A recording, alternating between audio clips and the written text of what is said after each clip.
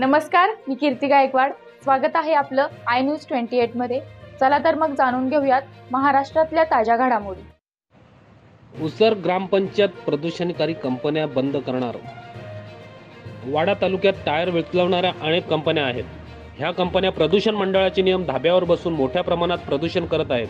त्यापैकी उसर ग्रामपंचायत हद्दीतील टायर वितळवून तेल काढणाऱ्या कंपन्या हवेमध्ये मोठ्या प्रमाणात प्रदूषण करत असतात।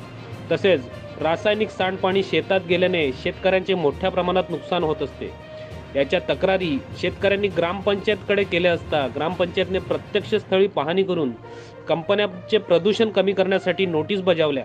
तसेच महाराष्ट्र प्रदूषण नियंत्रण बोर्ड यांच्याकडे तक्रारी केल्या, परंतु कंपनी मालक यांचे स्थानिक प्रतिनिधी व प्रशासकीय अधिकारी यांच्याशी संगनमत असल्याकारणे कोणतीही कारवाई झाली नाही। अखेर ग्रामपंचायतच्या बहुमताने ग्रामसभेमध्ये 20 कंपन्या बंद करण्याचा व यापुढे कोणत्याही प्रदूषणकारी कंपनीला परवानगी न देण्याचा ठराव घेण्यात आला।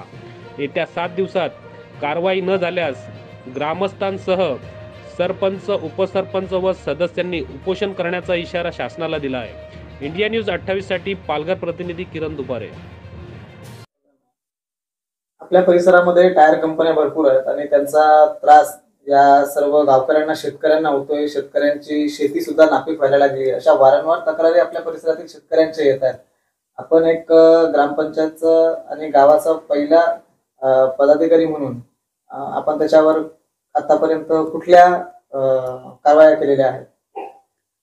गावातील शेतकऱ्यांच्या ज्या तक्रारी आहेत त्या सतत तक्रारी येत असल्याने आम्ही जेव्हा मासिक सभेमध्ये चर्चा केली, त्यानंतर आम्ही स्वतः फील्डवर जाऊन पाहणी केली। पाहणी केल्यानंतर आम्हाला असे निदर्शनास आले की शेतकऱ्यांचे खूप नुकसान होत आहे आणि जे रासायनिक सांडपाणी आहे ते शेतामध्ये जाऊन शेतीचे पूर्ण नुकसान होत असून कुठल्याही प्रकारचे जे आपल्याला मिळणारं अन्न आहे ते भेटत नाही।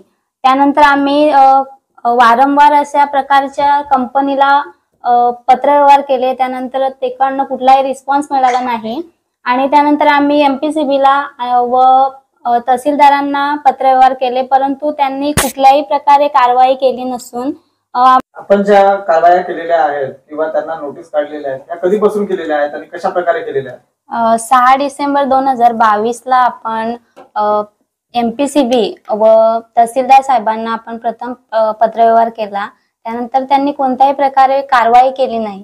त्यानंतर आपण 28 एप्रिल 2023 ला पुन्हा आणि त्यानंतर 3 ऑक्टोबर 2023 ला आपण पत्रव्यवहार केला, परंतु प्रशासनाने कोणतीही कारवाई केली नाही आणि जे कारखानदार आहेत ते शेतकऱ्यांना दमदाटी करतात। 2 वर्षापासून आपण प्रयत्न चालू आहे, मग कारवाई का होत नाही? कारखान्याचे मालक आणि प्रशासकीय अधिकारी तसेच इथले स्थानिक कार्यकर्ते यांचे साटेलोटे काहीतरी असू शकतात। त्या प्रकारची कारवाई होत नाही किंवा कारवाई दिरंगाई होते असं आता आम्हाला वाटतंय। यापुढची तुमची काय भूमिका असेल? जर येत्या 7 दिवसामध्ये प्रशासनाने कोणतीही दखल घेतली नाही तर आम्ही पूर्ण कमिटी आणि शेतकरी उपोषणाला बसू।